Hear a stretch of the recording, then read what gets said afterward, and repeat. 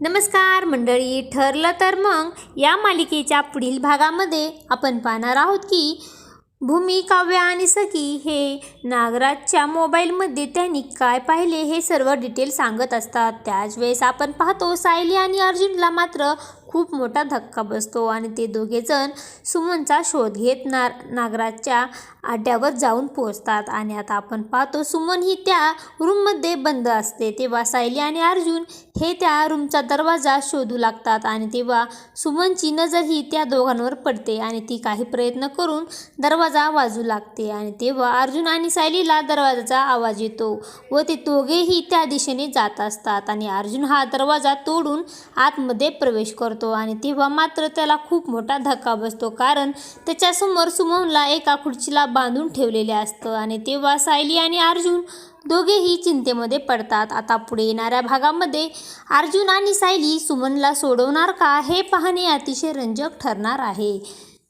ठरलं तर मग या मालिकेचे सर्व अपडेट पाहण्यासाठी आपल्या चॅनलला लाईक करा, शेअर करा आणि सबस्क्राईब करायला विसरू नका। धन्यवाद।